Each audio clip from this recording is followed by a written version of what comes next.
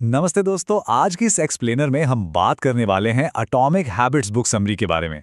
ये कोई आम चर्चा नहीं है, बल्कि हम आदतों के बनने का पूरा विज्ञान डिकोड करने वाले हैं।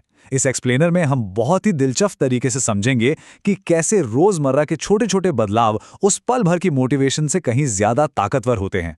तो चलिए बिना किसी देरी के शुरू करते हैं और देखते हैं कि सफलता असल में काम कैसे करती है। आज के हमारे इस एक्सप्लेनर को हमने इन 5 मेन सेक्शंस में बांटा है। पहला है द 1% रूल, दूसरा सिस्टम्स ओवर गोल्स, तीसरा द हैबिट लूप, चौथा 4 रूल्स फॉर गुड हैबिट्स और पांचवा द अल्टीमेट आइडेंटिटी शिफ्ट। तो चलिए आगे बढ़ते हैं। Section 1, the 1% rule, compounding daily actions. आपने कभी इस बात पर ध्यान दिया है कि क्यों कुछ लोग हर दिन लगातार बेहतर कैसे बनते जाते हैं, जबकि बाकी लोग वहीं अटके रहते हैं, बस एक सही वक्त या किसी जादुई मोटिवेशन के आने का इंतजार ही करते रह जाते हैं। ये एक बहुत ही आम बात है जो हम अपने आसपास देखते हैं, है ना? बात सिर्फ इतनी है कि सफल लोग कोई जादू नहीं करते हैं, वे बस काम करने का एक अलग नजरिया अपनाते हैं। अब जरा इस गणित को देखिए जो सच में हैरान कर देने वाला है। अगर कोई इंसान हर दिन खुद को सिर्फ 1% बेहतर बनाता है, सुनने में ये 1% बहुत ही छोटा लगता है ना, लेकिन द 1% रूल के अनुसार 1 साल पूरा होने तक यही छोटा सा सुधार जुड़ जुड़कर इंसान को पहले से ठीक 37 गुना बेहतर बना देता है। जी हाँ, 37 गुना। और इसके उलट अगर आप हर दिन 1% खराब होते गए तो धीरे धीरे आपकी स्थिति बिल्कुल नीचे गिरती चली जाएगी। सफलता एक दिन में नहीं आती, ये इन्हीं छोटी छोटी डेली हैबिट से बनती है।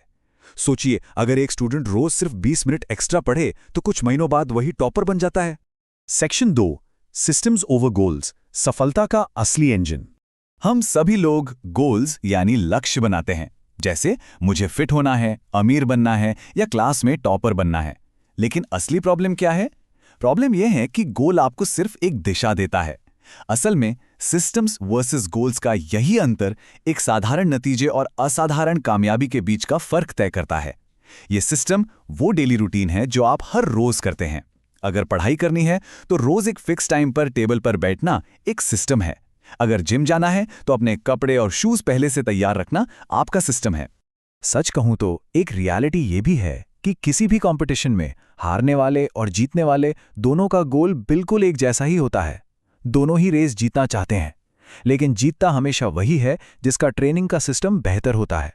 इसलिए सिर्फ गोल के सपने देखने के बजाय अपने डेली रूटीन को बदलना सबसे ज्यादा जरूरी कदम है। सेक्शन 3, आदतों का विज्ञान, द हैबिट लूप। हर एक आदत, चाहे वो अच्छी हो या बुरी, ठीक इन्हीं 4 साइकोलॉजिकल स्टेप से होकर गुजरती है: क्यू, क्रेविंग, रिस्पॉन्स और रिवॉर्ड। चलिए इसे एक बहुत ही कॉमन उदाहरण से समझते हैं। मान लीजिए आपका फोन वाइब्रेट करता है।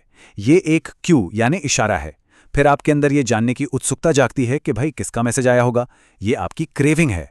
इसके बाद जब आप फोन अनलॉक करके देखते हैं तो ये आपका रिस्पॉन्स होता है। और अंत में मैसेज देखकर जो आपको एक अच्छी सी फीलिंग आती है, वो आपका रिवॉर्ड है। हमारा दिमाग इसी रिवॉर्ड को बार बार पाना चाहता है और देखते ही देखते यही लूप एक पक्की आदत में बदल जाता है। सेक्शन 4, अच्छी आदतों के 4 नियम, the 4 rules of building good habits. ये हमारी एक्शनेबल प्लेबुक है। अगर आप हैबिट लूप को हैक करना चाहते हैं तो इन 4 नियमों को योजनाबद्ध तरीके से लागू करना होगा। पहला नियम, मेक इट ऑब्वियस, यानी इसे अस्पष्ट बनाएं। अगर आदत बनानी है तो उसे सामने रखें। पढ़ाई करनी है तो किताबें डेस्क पर सामने रखें। जिम जाना है तो जूते दरवाजे के पास रखें। हमारा एनवायरनमेंट ही अक्सर हमारे बिहेवियर को कंट्रोल करता है। दूसरा नियम, मेक इट अट्रैक्टिव। कोई भी आदत मजेदार लगेगी तभी तो टिकेगी ना। अगर एक्सरसाइज बोरिंग लगती है तो अपनी पसंद का म्यूजिक लगा लें। तीसरा नियम, मेक इट ईजी। लोग इसलिए फेल नहीं होते क्योंकि वे कमजोर हैं। वे फेल होते हैं क्योंकि आदत शुरू करना बहुत मुश्किल होता है। रोज 100 पुशअप्स का टारगेट भूल जाइए, सिर्फ 5 से शुरुआत करना बेहतर है। असली जीत कंसिस्टेंसी की होती है और छोटे कदम हमेशा बड़े बहानों से बेहतर होते हैं। और चौथा नियम, मेक इट सैटिस्फाइंग। दिमाग वही काम दोबारा करता है जिसमें उसे तुरंत रिवॉर्ड मिले। अपनी छोटी जीत को सेलिब्रेट करना, जैसे काम पूरा होने पर चेकलिस्ट पर एक सिंपल सा टिक लगाना, भी बहुत कारगर होता है। The 4 rules of building good habits का इस्तेमाल करके कोई भी अपनी कंसिस्टेंसी बढ़ा सकता है, वो भी अपनी विल पावर पर पूरी तरह निर्भर रहे बिना। और अब हमारा फाइनल और सबसे अहम सेक्शन 5 पहचान बदलना द अल्टीमेट आइडेंटिटी शिफ्ट।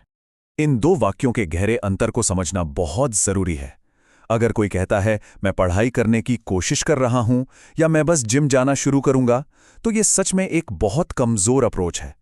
इसके बजाय अगर पहचान बदलकर ये कहा जाए मैं एक अनुशासित छात्र हूं या मैं एक स्वस्थ इंसान हूं, तो माइंडसेट में बहुत बड़ा बदलाव आता है। जो इंसान खुद को मूल रूप से एक हेल्दी इंसान मानता है, वो स्वाभाविक रूप से बेहतर आदतें ही अपनाएगा, क्योंकि अब उसके रोजमर्रा के काम उसी पहचान से मेल खाते हैं जो उसने खुद के लिए चुनी है। इंसान जैसा खुद को अंदर से मानता है, वो बाहर से वैसा ही बन जाता है। तो इस एक्सप्लेनर को रैप अप करते हुए सोचने वाली सबसे अहम बात यह है, क्या रोजमर्रा के छोटे छोटे फैसले किसी को हर दिन 1% बेहतर बना रहे हैं या 1% खराब? हमेशा याद रखिए, एक दिन की मेहनत से जिंदगी नहीं बदलती, लेकिन रोज की जाने वाली छोटी सी मेहनत पूरी जिंदगी को बदल कर रख देती है।